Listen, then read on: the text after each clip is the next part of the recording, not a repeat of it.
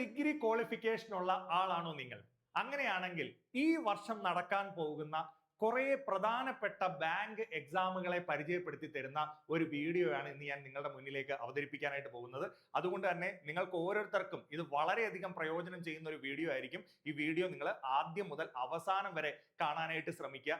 ഈ വർഷം നടക്കുന്ന പ്രധാനപ്പെട്ട ബാങ്കിങ് പരീക്ഷകൾ ഏതൊക്കെയാണ്? ഇപ്പൊ ബാങ്ക് ജോലികളെ പറ്റി നമ്മൾ കേട്ടിട്ടുണ്ട്. ഇപ്പൊ നമ്മുടെ വീടിന്റെയൊക്കെ നിയറസ്റ്റ് ആയിട്ട് ഒരുപാട് ബാങ്കുകൾ ഉണ്ടായതുകൊണ്ട് തന്നെ ബാങ്കിങ് ജോബുകളെ പറ്റി നമ്മൾ കേട്ടിട്ടുണ്ട്. എന്നാൽ ഈ വർഷം ഏതൊക്കെയാണ് ബാങ്കിങ് പരീക്ഷകൾ, ഏതൊക്കെ റിക്രൂട്ട്മെന്റ് ബോഡികളാണ് നമുക്ക് ബാങ്കിങ് പരീക്ഷകൾ കണ്ടക്ട് ചെയ്യുന്നത്, എന്തൊക്കെയാണ് നമ്മൾ പഠിച്ചിട്ട് ഈ പരീക്ഷയ്ക്ക് വേണ്ടി അറ്റൻഡ് ചെയ്യാനായിട്ട് പോകേണ്ടത്, ഇങ്ങനെയൊക്കെയുള്ള വളരെ പ്രധാനപ്പെട്ട കുറെ ഇൻഫർമേഷൻസ് ആണ് ഞാൻ ഷെയർ ചെയ്യാൻ പോകുന്നത്. ആദ്യം ഞാൻ നിങ്ങളെ കൊണ്ടുപോകുന്നത് ഈ വർഷം നടക്കാൻ പോകുന്ന കുറെ ബാങ്ക് പരീക്ഷകളെ പറ്റിയാണ്. അതിനു മുന്നേ നിങ്ങൾ ആദ്യം മനസ്സിലാക്കിയിരിക്കണം ബാങ്കിങ് എക്സാം കണ്ടക്ട് ചെയ്യുന്ന റിക്രൂട്ട്മെന്റ് ബോഡികളെ പറ്റി. മെയിൻലി 3 റിക്രൂട്ട്മെന്റ് ബോഡികളാണ് ഈ ബാങ്കിങ് എക്സാംസ് കണ്ടക്ട് ചെയ്യുന്നത്. അതിൽ IBPS, institute of banking personnel selection ആണ് IBPS എന്ന് പറയുന്നത്. അതുപോലെ തന്നെ state bank of India SBI conduct ചെയ്യുന്ന പരീക്ഷകൾ, അതുപോലെ reserve bank of India conduct ചെയ്യുന്ന പരീക്ഷകൾ, പ്രധാനപ്പെട്ട 3 റിക്രൂട്ട്മെന്റ് ബോഡികളെ പറ്റിയാണ് ഞാൻ നിങ്ങളെ പരിചയപ്പെടുത്തിയത്. IBPSന്റെ കീഴിൽ സ്റ്റേറ്റ് ബാങ്ക് ഓഫ് ഇന്ത്യയുടെ കുറെ ബാങ്കുകൾ ഉണ്ടെന്നറിയാലോ. അതല്ലാതെ വരുന്ന എല്ലാ പബ്ലിക് സെക്ടർ ബാങ്കുകളിലേക്കും സെലക്ഷൻ കൊടുക്കുന്ന റിക്രൂട്ട്മെന്റ് ബോഡിയാണ് institute of banking personnel selection എന്ന് പറയുന്നത്. ഏതൊക്കെയാണ് അവർ നടത്തുന്ന പരീക്ഷകൾ? IBPS PO പ്രൊബേഷണറി ഓഫീസർ പരീക്ഷയാണ്. അതുപോലെ IBPSന്റെ ക്ലറിക്കൽ എക്സാംസ് ആണ്. സ്പെഷ്യലിസ്റ്റ് ഓഫീസർ പരീക്ഷയാണ്. അതുപോലെ തന്നെ RRB റീജിയണൽ റൂറൽ ബാങ്കിന്റെ ഓഫീസ് അസിസ്റ്റന്റ് പരീക്ഷയാണ്. അതുപോലെ ഓഫീസർ സ്കെയിൽ 1 പരീക്ഷ. ഇവയെല്ലാം ഈ വർഷം വിളിക്കാനായിട്ട് പോകുന്ന പരീക്ഷകളാണ്. ഇനി അതേപോലെ തന്നെ സ്റ്റേറ്റ് ബാങ്ക് ഓഫ് ഇന്ത്യയുടെയും PO പ്രൊബേഷണറി ഓഫീസർ എക്സാം പരീക്ഷ, ക്ലർക്ക് എക്സാം, സ്പെഷ്യലിസ്റ്റ് ഓഫീസർ പരീക്ഷ, circle based officer, specialist cadre officer, അതുപോലെ ലോക്കൽ ബാങ്ക് ഓഫീസർ പോലെയുള്ള പോസ്റ്റുകൾ. അതുപോലെ RBI നടത്തുന്ന RBI grade B exam, RBI grade A പരീക്ഷ, RBI അസിസ്റ്റന്റ് പരീക്ഷ, ഇവയൊക്കെയാണ് പ്രധാനപ്പെട്ട ഈ വർഷം നടക്കാൻ പോകുന്ന പരീക്ഷകൾ. നിങ്ങൾ ഒരു ഡിഗ്രി ക്വാളിഫിക്കേഷൻ ഉള്ള ആളാണെങ്കിൽ ഫസ്റ്റ് എലിജിബിലിറ്റി ക്രൈറ്റീരിയ നിങ്ങൾ പാസ്സായിരിക്കുകയാണ്. അപ്പോൾ ഇതിന് വേണ്ട യോഗ്യത എന്ന് പറയുന്നത് എനി സ്ട്രീമിലുള്ള ഒരു ഡിഗ്രിയാണ്. ആ ഡിഗ്രി ക്വാളിഫിക്കേഷൻ ഉണ്ടെങ്കിൽ ഫസ്റ്റ് സ്റ്റേജ് നിങ്ങളുടെ ഓക്കെ ആണ്. ഇപ്പൊ ബാങ്ക് എക്സാമുകളുടെ അഡ്വാൻറ്റേജ് എന്താ? നമുക്ക് നാട്ടിൽ തന്നെ ഒരു ജോലി വേണമെന്ന് ആഗ്രഹിക്കുന്നവരാണെങ്കിൽ ജോലി മാത്രം പോരാ. നിങ്ങൾക്കറിയാം, ഒരു ജോലി ഉണ്ടെങ്കിൽ ഒരു ജോലി ആയി എന്നുള്ളത് കൊണ്ട് മാത്രം കാര്യമായില്ലല്ലോ. എന്തുകൊണ്ടാണ് ആളുകൾ വിദേശത്തും മറ്റു രാജ്യങ്ങളിലേക്കും ഒക്കെ പോകുന്നത്? അത്യാവശ്യം നല്ല സാലറി പാക്കേജ് വേണം. സോ അതുകൂടി ഓഫർ ചെയ്യുന്ന ജോബുകളാണ് എന്തെന്ന് പറയുന്നത്? ബാങ്കിങ് ജോബുകൾ എന്ന് പറയുന്നത്. അതുകൊണ്ട് തന്നെയാണ് ഒരുപാട് വിദ്യാർത്ഥികൾ, ഡിഗ്രി കഴിഞ്ഞ ഒരുപാട് വിദ്യാർത്ഥികൾ എന്ത് എക്സാമിലേക്ക് ഫോക്കസ് ചെയ്യുന്നത്? ബാങ്കിങ് എക്സാമുകളിലേക്ക് ഫോക്കസ് ചെയ്യുന്നത്. സോ അപ്പൊ ഈ എക്സാമുകൾ ഈ വർഷം നടക്കുമെന്ന് പറഞ്ഞു. ഇനി എന്നാണ് നടക്കുന്നത്? കുറെ ആളുകൾക്ക് സംശയമാണ്, സാർ ഈ വീഡിയോ കാണുന്നു, ഞാൻ ഇപ്പോഴാണ് ഈ വീഡിയോ കാണുന്നത്, എന്നാണ് ഈ പരീക്ഷ നടക്കുന്നത്? അങ്ങനെയുള്ളവർ ആരും ആശങ്കപ്പെടേണ്ട കാര്യമില്ല. ഈ പരീക്ഷകൾ നടക്കാനായിട്ട് പോകുന്ന ഡേറ്റ് കൂടി ഞാൻ നിങ്ങളെ പരിചയപ്പെടുത്തി തരാം. ദാ ഈ മാസം മുതൽ, അതായത് ജൂൺ മുതൽ, വരാൻ പോകുന്ന ജൂൺ മാസം മുതൽ എക്സാമുകളുടെ ഒരു കണ്ടിന്യൂസ് ആയിട്ടുള്ള പ്രോസസ്സാണ് നടക്കാനായിട്ട് പോകുന്നത്. ഏതൊക്കെയാ പ്രധാനപ്പെട്ട പരീക്ഷകൾ? ഇപ്പൊ നിങ്ങൾ കേട്ടു, സാർ എനിക്ക് സ്റ്റേറ്റ് ബാങ്ക് ഓഫ് ഇന്ത്യയിൽ ഒരു പ്രൊബേഷണറി ഓഫീസർ ആവണം, അല്ലെങ്കിൽ എനിക്കൊരു ക്ലറിക്കൽ ജോബ് വേണം. അങ്ങനെയുള്ളവർ ഏറ്റവും അട്രാക്റ്റീവായി കാത്തിരിക്കുന്ന SBI PO 2026 പരീക്ഷയുടെ നോട്ടിഫിക്കേഷൻ ജൂണിൽ വരാനായിട്ട് പോവുകയാണ്. ഓക്കെ, അപ്പൊ ദാ ഈ പരീക്ഷയുടെ നോട്ടിഫിക്കേഷൻ വരാനായിട്ട് പോവാ. അതുപോലെ IBPS POയുടെ നോട്ടിഫിക്കേഷൻ വരിക. അതായത് നമുക്കൊരു പബ്ലിക് സെക്ടർ ബാങ്കിൽ അല്ലെങ്കിൽ സ്റ്റേറ്റ് ബാങ്ക് ഓഫ് ഇന്ത്യയിൽ ഒരു ഓഫീസർ പോസ്റ്റിൽ ജോലിക്ക് കയറണമെങ്കിൽ ആ എക്സാമിന്റെ നോട്ടിഫിക്കേഷൻ വരാനായിട്ട് പോവാണ്. 2 പരീക്ഷകളും അടുപ്പിച്ചടുപ്പിച്ച് വരുന്നതുകൊണ്ട് തന്നെ ഒരേ രീതിയിലുള്ള പ്രിപ്പറേഷൻ തന്നെ നമുക്ക് ആവശ്യമായിട്ട് മതി എന്നുള്ളത് വളരെ ഇമ്പോർട്ടന്റ് ആയിട്ടുള്ള കാര്യമാണ്. പിന്നെന്താ, സ്പെഷ്യലിസ്റ്റ് ഓഫീസർ പോസ്റ്റ് വിളിക്കുന്നുണ്ട്. അതുപോലെ റീജിയണൽ റൂറൽ ബാങ്കിന്റെ PO പരീക്ഷകൾ വരുന്നുണ്ട്. ഈ വർഷത്തെ പ്രത്യേകത ആദ്യം PO പരീക്ഷകളാണ്, അത് കഴിഞ്ഞിട്ട് ക്ലർക്ക് പരീക്ഷകളാണ്. അപ്പോൾ ആദ്യം വിളിക്കുന്ന പരീക്ഷകൾ ജൂൺ ജൂലൈ ആയിട്ട് വിളിക്കും. ഇവയുടെ എക്സാം ഡേറ്റുകൾ നിങ്ങൾ മനസ്സിലാക്കിയിരിക്കണം. ഏകദേശം പ്രിലിംസ് എക്സാം നടക്കുന്നത് ഓഗസ്റ്റിലാണ്, മെയിൻസ് എക്സാം ഒക്ടോബറോട് കൂടിയാണ് വരുന്നത്. അപ്പൊ ഈ എക്സാമുകൾക്കെല്ലാം കൃത്യം ഒരു 3 to 4 months നമുക്ക് പഠിക്കാനായിട്ടുണ്ട്. അപ്പൊ ഡിഗ്രി ക്വാളിഫിക്കേഷൻ ഉണ്ടോ? ഞാൻ ആദ്യം ചോദിച്ചതുപോലെ ഉണ്ട് എങ്കിൽ ധൈര്യമായിട്ട് നമുക്ക് ഇറങ്ങി തുടങ്ങാം.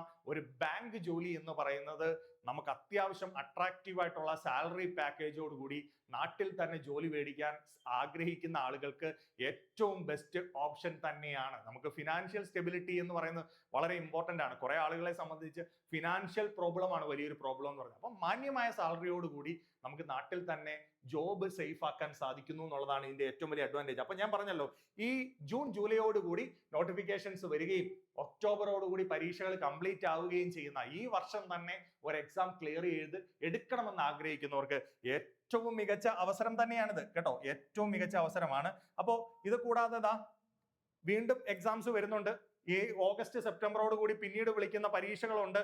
SBI ക്ലർക്ക് എക്സാം ഉണ്ട്, അതുപോലെ തന്നെ IBPS ക്ലർക്ക് എക്സാം ഉണ്ട്. അങ്ങനെ നിരവധി എക്സാമുകൾ, ഞാൻ അതിന്റെ ഡേറ്റ്സ് ഒക്കെ ഇവിടെ കൊടുത്തിട്ടുണ്ട്. ചില എക്സാമുകൾ വിളിച്ച് കഴിഞ്ഞ എക്സാമുകൾ ഉണ്ട്. അപ്പൊ ഈ വർഷം ധാരാളം എക്സാംസ് ഇനി നമുക്ക് നമ്മുടെ ഫ്രണ്ടിലുണ്ട്. അപ്പൊ കൃത്യമായി പഠിക്കുന്ന ആളുകളാണ് നിങ്ങളെങ്കിൽ ഉറപ്പായിട്ടും നിങ്ങൾക്ക് ഈ പരീക്ഷ നേടിയെടുക്കാനായിട്ട് സാധിക്കും. അപ്പോൾ ദിശ അക്കാഡമി ഇതിനു വേണ്ടിയിട്ട് നിങ്ങൾക്ക് വേണ്ടി ജൂൺ 17 മുതൽ ജൂൺ 17 മുതൽ പുതിയ ഓഫ്ലൈൻ ബാച്ചുകൾ ആരംഭിക്കുന്നുണ്ട്. ദിശ അക്കാഡമി കേരളത്തിൽ 5 പ്ലേസുകളിലാണ് ലൊക്കേറ്റ് ചെയ്യുന്നത്. ഏതൊക്കെ പ്ലേസുകളാണെന്ന് ചോദിച്ചു കഴിഞ്ഞാൽ ട്രിവാൻഡ്രം ഉണ്ട്, കൊട്ടാരക്കരയുണ്ട്, അവിടുത്തെ ഫോൺ നമ്പേഴ്സ് കൂടി ഞാൻ കൊടുക്കുന്നുണ്ട്. കോഴിക്കോടുണ്ട്, കൊല്ലത്തുണ്ട്, തൃശ്ശൂരുണ്ട്. ഇത്രയും പ്ലേസുകളിലാണ് ദിശ അക്കാഡമി കേരളത്തിൽ ലൊക്കേറ്റ് ചെയ്യുന്നത്. അപ്പൊ നിങ്ങൾക്ക് സംഭവം മനസ്സിലായല്ലോ. അപ്പോ ഈ ലൊക്കേഷനുകളിലെല്ലാം ജൂൺ 17 മുതൽ പുതിയ ബാച്ചുകൾ ആരംഭിക്കുക. നിങ്ങൾ ഡിഗ്രി ഒക്കെ കഴിഞ്ഞ് നിൽക്കുന്നവരാണ് എങ്കിൽ തീർച്ചയായിട്ടും ഈ സൗകര്യം നിങ്ങൾക്ക് പ്രയോജനപ്പെടുത്താം. വളരെ ചെറിയ ഫീസ് സ്ട്രക്ചറോട് കൂടി നിങ്ങൾക്ക് ഈ എക്സാമുകൾക്ക് വേണ്ടി പ്രിപ്പയർ ചെയ്ത് തുടങ്ങാനായിട്ട് സാധിക്കും. കൃത്യം സിലബസുകൾ കവറപ്പ് ചെയ്യുകയും അതിനുശേഷം ഫോക്കസ് ബാച്ചുകളിലൂടെ നിങ്ങളെ എക്സാമുകളിലേക്ക് എത്തിക്കുകയും ലാബിന്റെ സൗകര്യത്തോടു കൂടി മോക്ക് എക്സാമുകളൊക്കെ പ്രാക്ടീസ് ചെയ്ത് കൃത്യമായിട്ട് നിങ്ങൾക്ക് എക്സാംസ് നേടിയെടുക്കാൻ സാധിക്കും. അപ്പോൾ ഒരു പരിശീലനം ആവശ്യമുള്ളവർക്ക് തീർച്ചയായിട്ടും എന്ത് ചെയ്യാം, ദിശ അക്കാഡമി ജോയിൻ ചെയ്യാം. ദിശയുടെ ലേണിംഗ് ആപ്ലിക്കേഷനിലൂടെ ഓൺലൈൻ ക്ലാസ്സുകൾ അവൈലബിൾ ആണ്. കൂടാതെ ദിശയുടെ ബാങ്കിങ് യൂട്യൂബ് ചാനലിലൂടെ നിങ്ങൾക്ക് ഫ്രീ ആയിട്ട് ക്ലാസ്സുകളും അക്കാഡമി പ്രൊവൈഡ് ചെയ്യുന്നുണ്ട്. അപ്പൊ ബാങ്ക് എക്സാം എന്ന് പറയുന്നത് ഡിഗ്രി ക്വാളിഫിക്കേഷൻ ഉള്ള ആളുകളെ സംബന്ധിച്ച് ഏറ്റവും ബെറ്റർ ആയിട്ടുള്ള ഒരു ഓപ്ഷനാണ്. ഇപ്പൊ നമ്മൾ സ്റ്റാഫ് സെലക്ഷൻ റെയിൽവേ എക്സാമുകൾക്ക് പരിശീലനം ചെയ്യുന്നത് പോലെ തന്നെ ബാങ്ക് എക്സാമുകളെ നമ്മൾ കൃത്യമായിട്ട് നിങ്ങളുടെ ഫ്രണ്ടിലേക്ക് കൊണ്ടുവരികയാണ്. അപ്പൊ ബാങ്ക് എക്സാം 2026 വേണ്ട എലിജിബിലിറ്റി, അതായത് ഈ വർഷം നടക്കാൻ പോകുന്ന പരീക്ഷയ്ക്ക് വേണ്ട എലിജിബിലിറ്റി എന്താണ്? എല്ലാ വർഷവും ബാങ്ക് എക്സാമുകൾ എഴുതുന്ന ആളുകളാണ് നിങ്ങളെങ്കിൽ നിങ്ങൾക്ക് മസ്റ്റ് ആയിട്ട് ബാങ്ക് എക്സാമിനെ സീരിയസ് ആയിട്ട് കാണുന്നവർക്ക് ഗ്രാജുവേഷൻ ഡിഗ്രി വേണം. അത് വളരെ കൃത്യമായിട്ട് ഞാൻ പറഞ്ഞു. ഇത് കൂടാതെ എന്താണ് ഏജ് ലിമിറ്റ്? മക്കളെ, ഇവിടുത്തെ ഏജ് ലിമിറ്റ് എന്ന് പറയുന്നത് ഞാൻ പറയും ലെസ് ദാൻ 30, ഒരു 30 വയസ്സും അതിൽ താഴെയുള്ള ആളുകളെയുമാണ് എപ്പോഴും എന്ത് നോക്കുന്നത്, ബാങ്ക് ജോബുകൾ നോക്കുന്നത്. അതുകൊണ്ടാണ് ഞാൻ പറഞ്ഞത്, നിങ്ങൾ ഡിഗ്രി കംപ്ലീറ്റ് ചെയ്യാൻ പോകുന്ന ആളുകളാണ് എങ്കിൽ ഏറ്റവും മികച്ച അവസരമാണെന്ന് പറയുന്നത്. കാരണം ഒരുപാട് ഏജ്ഡ് ആയിട്ടുള്ള ആളുകളെ അല്ല അവർ ബാങ്കിൽ എപ്പോഴും റിക്രൂട്ട് ചെയ്യുന്നത്. നിങ്ങൾക്ക് തന്നെ അറിയാം, ബാങ്കിൽ ഇരിക്കുന്ന ആളുകളെ നിങ്ങൾ കണ്ട യങ്സ്റ്റേഴ്സ് ആയിട്ടുള്ള പിള്ളേരെയാണ് എന്ത് ചെയ്യുന്നത്, റിക്രൂട്ട് ചെയ്യുന്നത്. അപ്പൊ ആ യങ്സ്റ്റേഴ്സ് ആയിട്ടുള്ള പിള്ളേർക്കാണ് ഏറ്റവും കൂടുതൽ ജോബ് അവസരങ്ങളുള്ളത്. ഞാൻ പറയും എപ്പോഴും, നമ്മുടെ ഓറിയന്റേഷൻ ഡേയിൽ എപ്പോഴും പറയും, നമുക്കൊരു ജോലി കിട്ടുന്നുണ്ടെങ്കിൽ യങ്ങർ ഏജിൽ ജോലി കിട്ടണം. അപ്പൊ യങ്ങർ ഏജിൽ ജോലി കിട്ടണമെന്നുണ്ടെങ്കിൽ ഈ പറഞ്ഞ പോലെ ഒരു 20-28 വയസ്സിനകത്ത് നമുക്കൊരു എക്സാം എഴുതി ക്ലിയർ ചെയ്യാൻ പറ്റണം. അതിന് ഏറ്റവും മികച്ച അവസരം എന്താ? എല്ലാ വർഷവും പരീക്ഷ ഉണ്ടാവണം. പരീക്ഷ കഴിഞ്ഞാൽ ഉടനെ നമ്മളെ സെലക്ഷൻ ചെയ്യണം. അല്ലാതെ 3 വർഷം കഴിഞ്ഞ് റിസൾട്ട് വരുന്നു, അത് കഴിഞ്ഞിട്ട് എപ്പോഴെങ്കിലും ഒരു ലിസ്റ്റ് ഇടുന്നു, അങ്ങനെ വർഷങ്ങളോളം നീണ്ടു നിൽക്കുന്ന പ്രോസസ്സിലൂടെ നടക്കുന്ന പല പരീക്ഷകൾ നമ്മുടെ നാട്ടിലുണ്ടെന്ന് നിങ്ങൾക്കറിയാം. അത്തരത്തിൽ ഏജ് അത്തരം പരീക്ഷകൾക്കൊക്കെ 40-38 വയസ്സ് വരെ ഏജ് തരികയും ചെയ്യുന്നുണ്ട്. ഇവിടെ നമുക്ക് 28 വയസ്സ് യങ്ങർ ഏജ്, എല്ലാ വർഷവും പരീക്ഷ നടക്കുന്നുണ്ട്, എല്ലാ വർഷവും റിക്രൂട്ട്മെന്റ് ഉണ്ട്, ആ വർഷം തന്നെ അതിന്റെ റിസൾട്ടുകൾ വരുന്നുണ്ട്.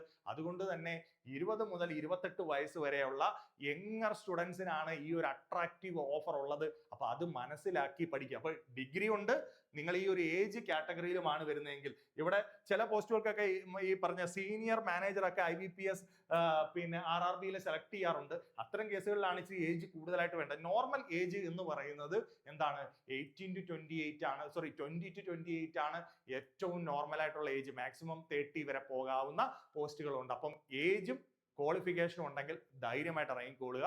പിന്നെ റിസർവേഷൻ കാറ്റഗറികൾക്ക് ഏജ് റിലാക്സേഷൻസ് ഉണ്ട്. ഇപ്പോൾ SC ST 5 ഇയർ ഉണ്ട്, OBC 3 ഇയർ ഉണ്ട്, അങ്ങനെയുള്ള റിലാക്സേഷൻസ് ഉണ്ട്.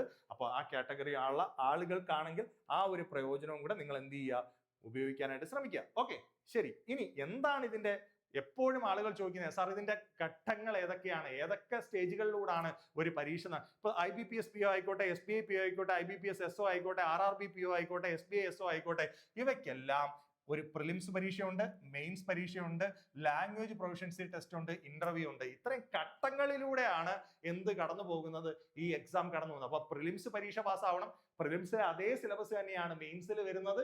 അത് കഴിഞ്ഞതിന് ശേഷം എന്തുണ്ട്, നമുക്ക് ഇന്റർവ്യൂ ഉണ്ട്. അതാണ് PO ഓഫീസർ പോസ്റ്റുകളിലേക്കെല്ലാം വരുന്ന പരീക്ഷകൾ എന്ന് പറയുന്നത്. ഇനി അതിനുശേഷം ക്ലറിക്കൽ പരീക്ഷകളിലേക്ക് വരുവാണെങ്കിൽ പ്രിലിംസും മെയിൻസും ഇന്റർവ്യൂ ഇല്ല, ലാംഗ്വേജ് പ്രൊഫഷൻസി ടെസ്റ്റ് നിങ്ങൾ എഴുതുന്ന നിങ്ങൾ അപ്ലൈ ചെയ്തിരിക്കുന്ന പോസ്റ്റിലേക്ക് സ്റ്റേറ്റിലേക്ക് വേണ്ടിയിട്ടുള്ള ലാംഗ്വേജ് പ്രൊഫഷൻസി ടെസ്റ്റ് നടത്തുന്നുണ്ട്.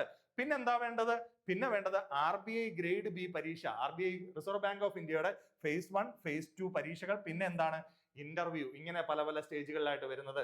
പിന്നെ ചില ഓഫീസർ സ്കെയിൽ 2, പിന്നെ പഞ്ചാബ് നാഷണൽ ബാങ്ക് SO ഒക്കെ ഉള്ളിടത്ത് സിംഗിൾ ഒരു എക്സാമും ഇന്റർവ്യൂവും മാത്രമേ വരുന്നുള്ളൂ. അപ്പൊ മെയിൻലി ബാങ്ക് പരീക്ഷകൾ എന്ന് പറഞ്ഞു കഴിഞ്ഞാൽ ഒരു പ്രിലിംസ് എക്സാം ഉണ്ട്. അതിന് പഠിക്കേണ്ട കാര്യങ്ങൾ എന്തൊക്കെയാണെന്ന് ഞാൻ പറഞ്ഞു തരാം.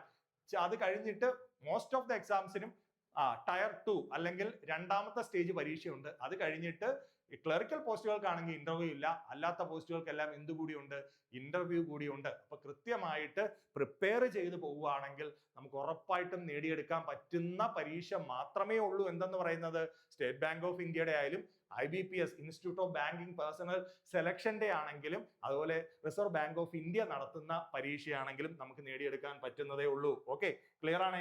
ഇനി എനിക്ക് നിങ്ങൾക്ക് പറഞ്ഞു തരാനുള്ളത് പാർട്ടിസിപ്പേറ്റിംഗ് ബാങ്ക് ആൻഡ് ഇൻസ്റ്റിറ്റ്യൂഷൻസ്. നിങ്ങൾക്കറിയാം ബാങ്കിങ് പരീക്ഷകൾ മാത്രമല്ല, ഇൻഷുറൻസ് കമ്പനികൾ നടത്തുന്ന നിരവധി ഇൻഷുറൻസ് മേഖലയിലുള്ള പരീക്ഷകളുണ്ട്. ഇപ്പൊ ഫോർ എക്സാമ്പിൾ പറഞ്ഞാൽ ലൈഫ് ഇൻഷുറൻസ് കോർപ്പറേഷൻ LIC നടത്തുന്ന പരീക്ഷകളുണ്ട്. അതുപോലെ new India assurance company, national insurance company, ഇങ്ങനെയുള്ള ഇൻഷുറൻസ് കമ്പനികളുണ്ട്. കൂടാതെ ഞാൻ ആദ്യം പറഞ്ഞു സ്റ്റേറ്റ് ബാങ്ക് ഓഫ് ഇന്ത്യ ഉണ്ട്, ഇൻസ്റ്റിറ്റ്യൂട്ട് ഓഫ് ബാങ്കിങ് പേഴ്സൺ ഉണ്ട്, റിസർവ് ബാങ്ക് ഓഫ് ഇന്ത്യ ഉണ്ട്, പഞ്ചാബ് നാഷണൽ ബാങ്ക് ഉണ്ട്. ഇങ്ങനെ പല പല ബാങ്കിങ് എക്സാം റിക്രൂട്ട്മെന്റ് ബോഡികൾ കണ്ടക്ട് ചെയ്യുന്ന പരീക്ഷകളുണ്ട്. അപ്പൊ ബാങ്കിങ് എക്സാം നോക്കുന്ന വിദ്യാർത്ഥികളാണ് എങ്കിൽ നിങ്ങൾക്ക് ബാങ്കിങ് മേഖലയിൽ മാത്രമല്ല ഇൻഷുറൻസ് മേഖലയിലുള്ള പരീക്ഷകൾ കൂടി ഇതിനോടൊപ്പം എന്ത് ചെയ്യാൻ പറ്റും, ട്രൈ ചെയ്യാൻ പറ്റും എന്നുള്ള കാര്യം കൂടി മനസ്സിലാക്കുക. അപ്പോൾ പ്രധാനപ്പെട്ട സാധ്യതകൾ നിങ്ങൾക്ക് ഈ വർഷം നടക്കുന്ന പരീക്ഷകൾ നിങ്ങളെ പരിചയപ്പെടുത്തി എന്നുള്ളതേ ഉള്ളൂ. ദെൻ എന്താണ് ഈ എക്സാമിന് പ്രിപ്പയർ ചെയ്യുമ്പോൾ നമ്മൾ പഠിക്കേണ്ടത്? വളരെ സിമ്പിൾ ആയിട്ട് പറഞ്ഞു കഴിഞ്ഞാൽ നമുക്ക് 4 സബ്ജക്റ്റുകളാണ് വരുന്നത്. ഏതൊക്കെയാണ്? ക്വാണ്ടിറ്റേറ്റീവ് ആപ്റ്റ്യൂഡ് എന്ന് പറയുന്ന സബ്ജക്ട്, അതായത് മാത്സ് ആണ്.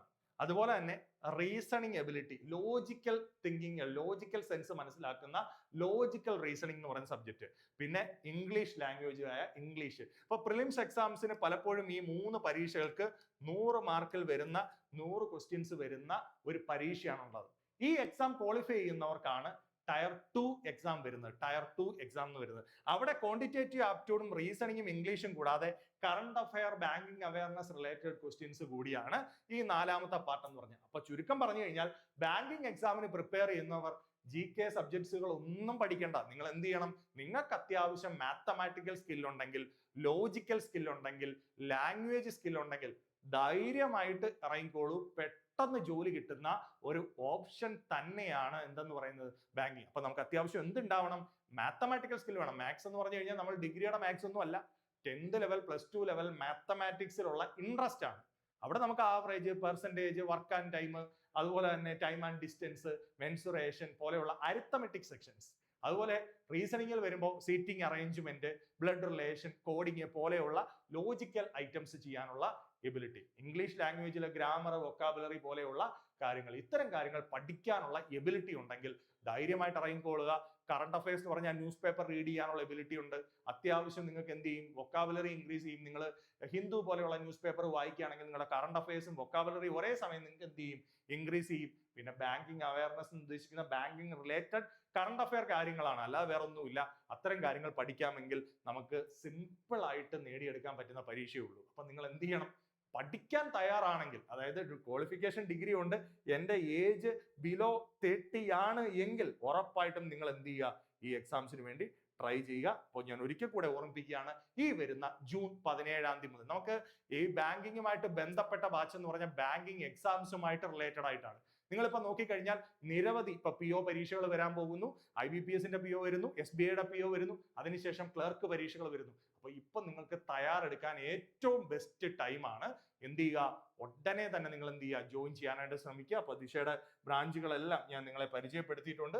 ഈ ബ്രാഞ്ചുകളിലെല്ലാം സ്റ്റാർട്ട് ചെയ്യുന്നുണ്ട്. 5 ലൊക്കേഷൻസ് ആണ് മെയിൻലി കേരളത്തിൽ ലൊക്കേറ്റ് ചെയ്യുന്ന. വളരെ കൃത്യമായിട്ട് ഒരുപാട് വിദ്യാർത്ഥികളെ ഇത്തരം എക്സാംസ് ക്വാളിഫൈ ചെയ്യിപ്പിച്ച ആധികാരികതയോട് കൂടി തന്നെയാണ് പറയുന്നത്. നിങ്ങളെ പ്രോപ്പർലി നമുക്ക് ഗൈഡ് ചെയ്യാനായിട്ട് സാധിക്കും. എന്ത് ഡൗട്ട് ഉണ്ടെങ്കിലും നിങ്ങൾക്ക് നമ്മുടെ അക്കാഡമികൾ വിസിറ്റ് ചെയ്യാം. ഡയറക്റ്റ് ആയിട്ട് നമ്മുടെ ഈ വീഡിയോയുടെ താഴെ നിങ്ങൾ കമന്റ് ചെയ്താൽ മതി. എന്ത് ഡൗട്ടുകൾക്കും നിങ്ങൾക്ക് എന്ത് കിട്ടും, മറുപടി കിട്ടും. അപ്പോൾ ഓക്കെ, എല്ലാവരും ഈ ഒരു കാര്യം മനസ്സിലാക്കി ഈ വർഷം വരുന്ന അവസരങ്ങളെ നന്നായിട്ട് പ്രയോജനപ്പെടുത്താനായിട്ട് ശ്രമിക്കുക. Thank you, all the best.